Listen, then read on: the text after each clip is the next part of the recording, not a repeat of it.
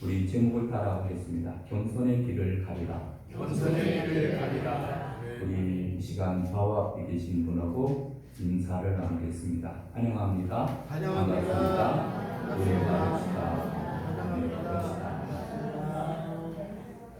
오늘 이렇게 거룩한 주일에 예배에 참여하신 분들 진심으로 환영합니다. 충으로 예배에 참여하신 분들도 하나님께서 동일한 은혜를 더하여 주실 줄로 믿습니다. 인간의 역사는 갈등의 역사라 이렇게 말할 수가 있습니다. 인간의 역사만큼 비갈등의 역사도 긴 역사를 가지고 있습니다. 왜 인간들이 모이면 문제가 일어나고 갈등이 생기는 것일까요? 사람들이 불완전해서 그렇습니다. 너도 모자라고 나도 모자라기 때문에 그렇습니다. 교회에 오면 어떻습니까? 인간의 모든 문제, 갈등, 상처, 아픔, 범죄, 죄악을 해결하기 위해서 교회에 오게 되는데 교회는 성자들이 모이는 곳이 아닙니다. 죄인들이 모여서 구원받는 곳이 교회이기 때문에 교회도 역시 문제가 많습니다. 갈등이 많이 일어나고 있습니다. 의는 죄가 우리가 이제 예수 믿게 되면은 의롭다고 인정을 받아서 우리는 죄 사함을 받게 되고 의인이 됩니다. 여러분 의인이 됐다고 해서 성자가 되지는 않습니다. 여러분 우리는 여전히 죄 가운데서 헤매이면서 우리는 갈등을 느끼면서 살아가게 됩니다. 교회는 천국이 아닙니다. 교회를 가장 잘 가르쳐주는 말은 병원입니다. 병원. 여러분 천국은 죽음 이후에 가는 곳이고 또 이 땅에서도 천국을 잠깐 맛보기도 합니다. 그러나 여러분 우리는 천국에 가 있는 것이 아니라 병원에 와 있다 이렇게 생각을 하면은 아주 정확합니다. 너도 환자이고 나도 환자입니다. 또 이런 말이 있습니다. 공사 중 불편을 끼쳐드려서 죄송합니다. 여러분 우리가 지나다니다가 보면은 공사 중이니까 우리가 불편을 끼쳐서 죄송하다 이렇게 말을 하고 있습니다. 여러분 우리는 옆 사람을 보면서 저 때문에 불편하시지요. 용서하십시오. 이제 조금씩 나아질 겁니다. 이렇게 말하는 것이 가장 정확한 그러한 방법입니다. 갈등은 어디에서나 일어나고 있습니다. 그런데 여러분 부부싸움 같은 경우에 큰 문제 때문에 싸우는 것은 거의 없습니다. 아주 작고 사소한 일 때문에 싸우게 됩니다. 우리는 성령님께서 함께 하시고 계십니다. 우리는 하나님을 섬기고 있습니다. 구세주가 한 분이고 우리를 돕고 역사하시는 분이 성령님이 한 분이십니다. 우리가 함께 한 자리에서 하나님을 예배하고 있습니다. 인류의 지구상에 살고 있는 인구가 얼마 정도 될까요? 작년까지만 해도 80억이었습니다. 올해는 81억 정도 됩니다. 여러분 인간 이 세상에 살고 있는 인구가 이렇게 많은데 가만히 또 살펴보면은 성격 다르죠. 또 취미가 다르죠. 약점도 다르죠. 목소리도 다 다릅니다. 고향도 다릅니다. 정치적인 성향도 다 다릅니다. 이러한 사람들이 모여서 사는 곳이 지구상입니다. 여러분 우리는 그 가운데서도 우리가 하나님께서 뜻과 섭리 가운데 묶어주신 이런 성대교회에서 함께 우리가 신앙생활을 하고 있습니다. 여러분 교회는 어떻게 보면은 엘토, 소프라노, 테너, 베이스 성가대에서 이렇게 파트가 나누어서 노래를 부릅니다. 모여서 노래를 부를 때 화음이 맞고 그 아주 아름다운 찬양을 드리는 것과 같이 우리는 함께 모여서 성격도 다르고 성품도 다르고 또 여러 가지 환경도 다른 사람들이 모여서 우리가 신앙생활을 하고 있습니다. 그래서 고린도전서 1장 10절에 보면은 내가 우리 주 예수 그리스도의 이름으로 너희를 권하노니 모두가 같은 말을 하고 너희 가운데 분쟁이 없이 같은 마음과 같은 뜻으로 온전히 합하라 라고 하는 그러한 말씀을 보듯이 같은 생각을 가지고 같은 마음을 품고 같은 뜻을 가지고 같은 비전을 가지고 함께 한 방향으로 걸어가야 될 줄로 믿습니다. 여러분, 우리는 이제 한 형제와 자매가 되었습니다. 한 공동체를 이루었습니다. 여러분, 우리는 또 갈등을 넘어서 하나님의 나라와 그의 영광을 위해서 열심히 달려가야 될 줄로 믿습니다. 오늘 읽은 빌립보서 말씀은 바로 그것을 우리에게 보여주고 있습니다. 사도 바울이 2차 전도 여행 때 빌립보 교회를 세웠습니다. 유럽 대륙의 첫 교회이기도 합니다. 그러나 하나님께서는 이 교회를 통해서 하시고자 하는 뜻이 있었습니다. 여러분, 빌립보 지역에 도착을 하게 되어서 이제 바닷가에 가서 거닐고 있는데 그 유대인들은 10가정이 모이면 회당을 만들게 됩니다.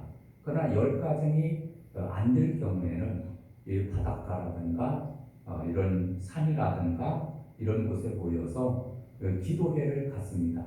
그런데 그때 마침 기도회를 갖고 있는 그러한 장소를 발견하게 됩니다. 그래서 거기에 가서 보니까 루디아라고 하는 사람의 마음을 열어서 이제 빌립보 교회가 시작되게 됩니다. 여러분, 이제 빌립보 지역에서 복음을 전하고 있었는데 바울이 열심히 이제 복음을 전하던 중 귀신 들린 사람에게 복음을 전했습니다. 그랬더니 귀신이 떠나가는 역사가 일어났어요.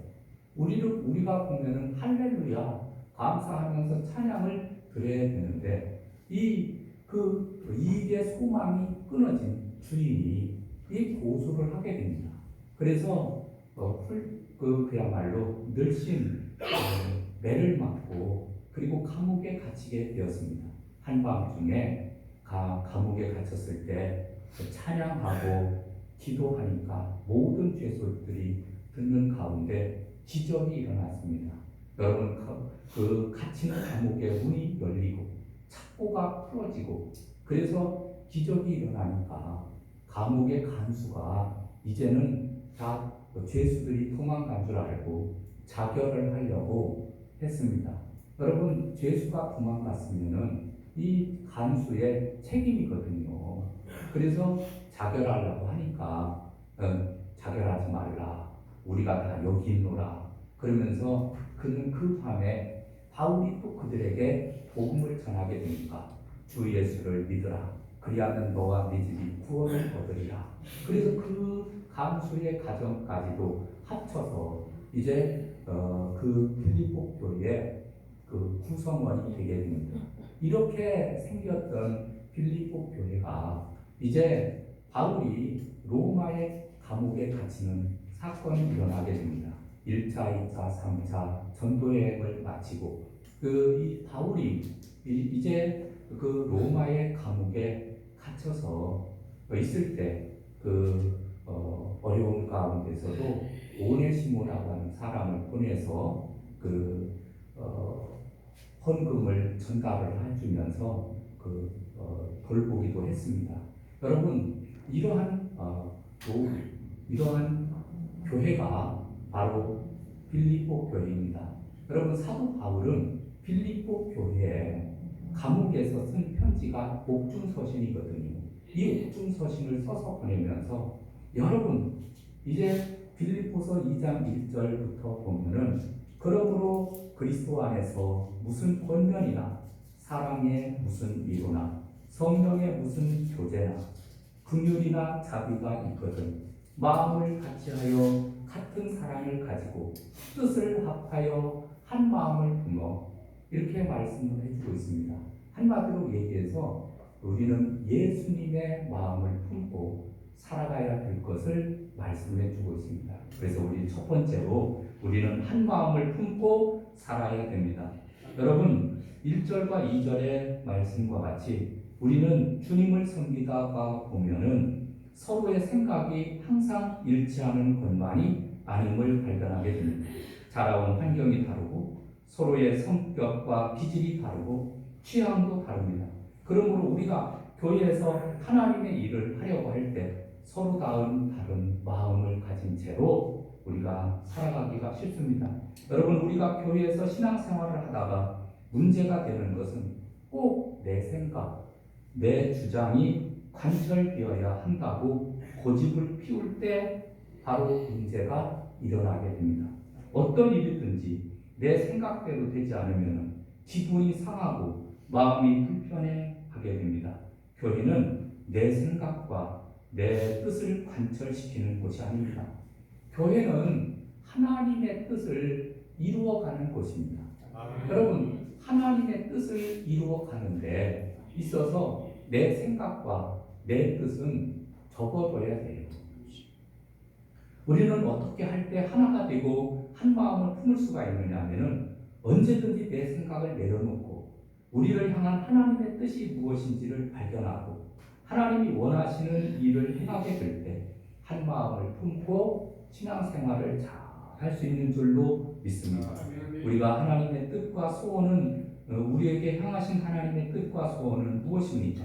우리 모두가 잘 알고 있는 대로 영혼 구원하여 제자 만드는 것이 하나님의 뜻이며 하나님의 소원입니다. 여러분 또 다른 그러한 뜻은 없습니다. 하나님의 뜻은 우리 인간들이 예수님 잘 믿고 구원받아서 하나님의 나라에 들어가는 것밖에 또 다른 뜻은 없다라고 하는 사실입니다. 그래서 서로의 의견이 다를 때 죽고 사는 문제가 아니면은 그냥 넘어가려고 하는 마음을 가져야 될 줄로 믿습니다. 그래서 한 마음을 품고 신앙생활을 하게 되면은 또 여러 가지 의견이 갈리게 되는데 작고 사소한 문제들로 인해서 우리가 자존심 상해서 기분 나쁘다고 하지 말고 여러분 우리는 다 이해하면서 서로 하나님의 뜻에 맞는 그러한 삶을 살아가야 될 줄로 믿습니다. 사공이 많으면은 배가 산으로 간다라고 하는 말이 있습니다. 여러분 각자가 다 서로 자기의 뜻만 또 주장을 하게 되면은 이 교회가 어디로 가겠습니까? 여러분 하나님의 뜻을 따라서 삶을 살아가시기를 주님의 이름으로 축원합니다. 예수님께서도 요한복음 17장에 기도하시면서 가장 많이 기도한 부분이 제자들이 이 세상에서 하나가 되게 해달라고 하는 기도였습니다. 그러니까 예수님께서도 기도하면서 하나님 저들마다 각자 다 다른 그러한 생각들을 가지고 있는데 하나님 하나가 되게 하여 주시옵소서. 하나가 되게 하여 주시옵소서. 이렇게 기도했습니다.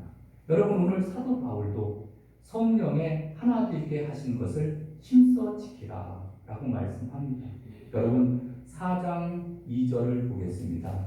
4장 2절에 보면은 이런 말씀이 있습니다. 내가 유디아를 권하고 순두개를 권하노니 주 안에서 같은 마음을 품으라 이런 말씀이 있습니다.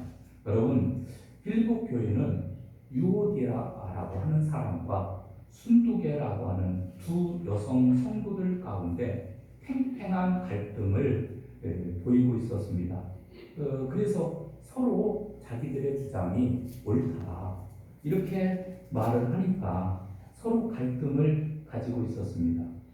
여러분 우리는 교회에 열심을 내면서 헌신하고 있는 사람을 보면은 아무런 문제가 없을 것처럼 우리가 생각합니다. 그러나 그렇지 않습니다. 여러분 교회의 문제를 일으키는 사람은 초신자가 문제를 일으키는 것이 아닙니다. 초신자는 교회에 대해서 잘 모릅니다. 그런데 교회에서 헌신하고 충성하고 하는 사람들이 이 문제가 생깁니다. 그래서 꼭 자기 주장대로 하려고, 자기 뜻을 이루기 위해서 일을 하려고 하다가 보니까 삐지게 되고 마음 상하게 되고 그래서 문제가 생기는 것입니다. 여러분, 이 빌립보 교회에도 유디아와 순두계에게 한 마음을 품으라 이렇게 말씀했듯이 여러분, 우리 교회에도 이러한 일들이 있을 수 있다라고 하는 사실을 우리는 기억해야 될 줄로 믿습니다. 여러분, 한 마음을 품는 것은 훈련을 하면은 가능합니다. 여러분, 자꾸 훈련을 하십시오. 내 자신을 쳐서 폭풍시키십시오. 그래서 훈련을 자꾸 해야 그래야 우리는 이 교회를 하나 세우는 일에 힘쓸 수 있는 줄로 믿습니다. 교회를 세우는 것은 비판의 말이 아니라 격려하면서 세워주는 말입니다. 뒤에서 험담을 하면서 비판을 늘어놓는 사람은 교회를 세우고 있는 사람이 아닙니다. 남을 비판하고 험담하는 사람은 한 마음을 품고 있지 않기 때문에 교회에 상처를 주는 일을 하게 됩니다. 여러분, 한 마음을 품고 오직 하나님의 영광을 위해서 달려가야 될 줄로 믿습니다.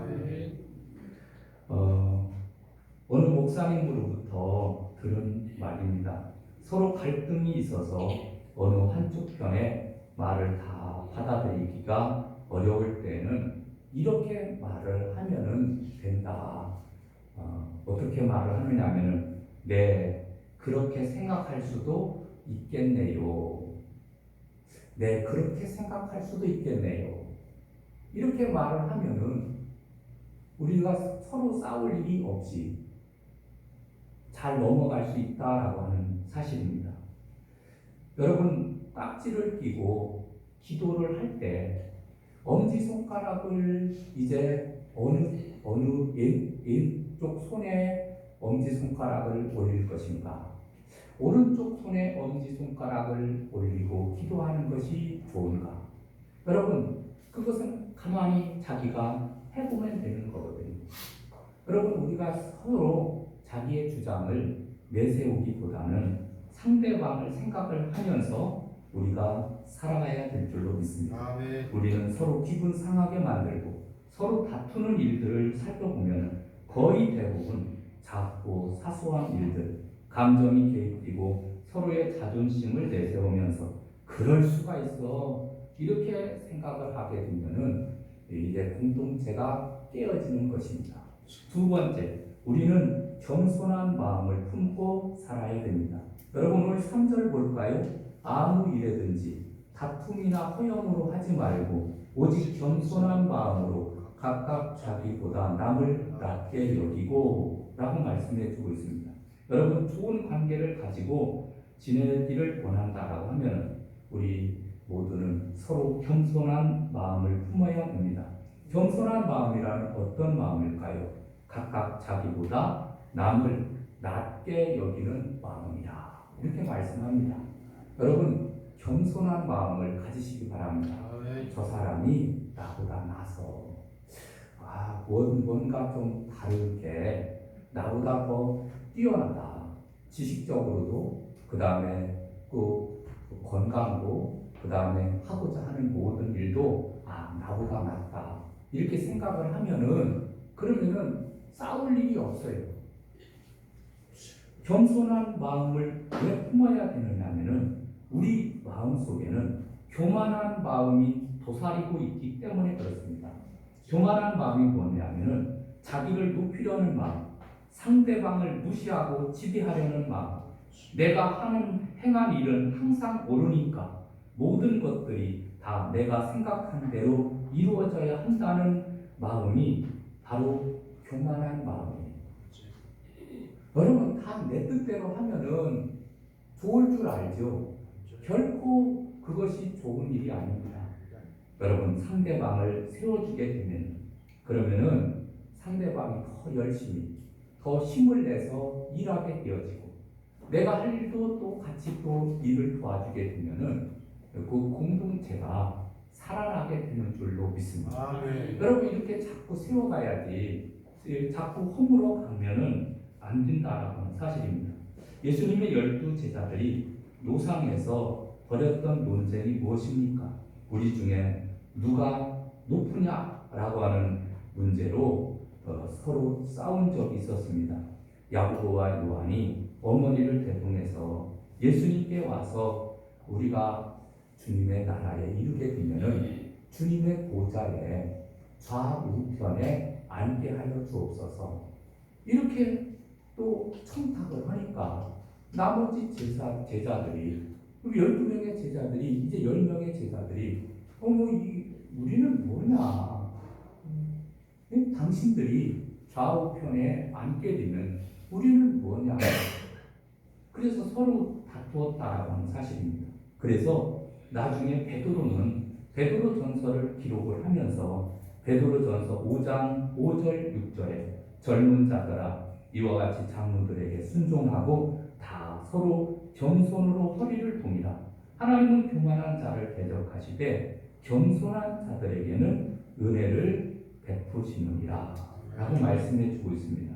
여러분 겸손은 나는 아무것도 아닙니다. 오직 예수님만이 전부라고 고백하는 것입니다. 여러분 나는 아무것도 아니에요. 여러분 실질적으로 나는 아무것도 아닙니다. 주님께서 다 하신 거예요.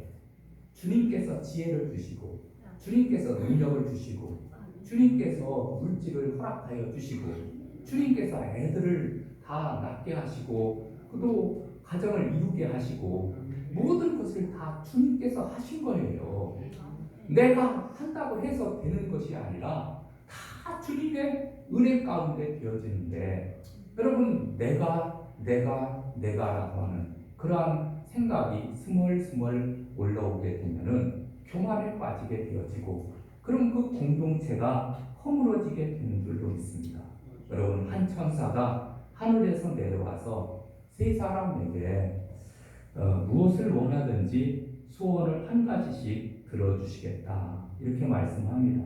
근데 첫 번째 천사가 나는 많은 사람들로부터 인기를 누리고 싶습니다.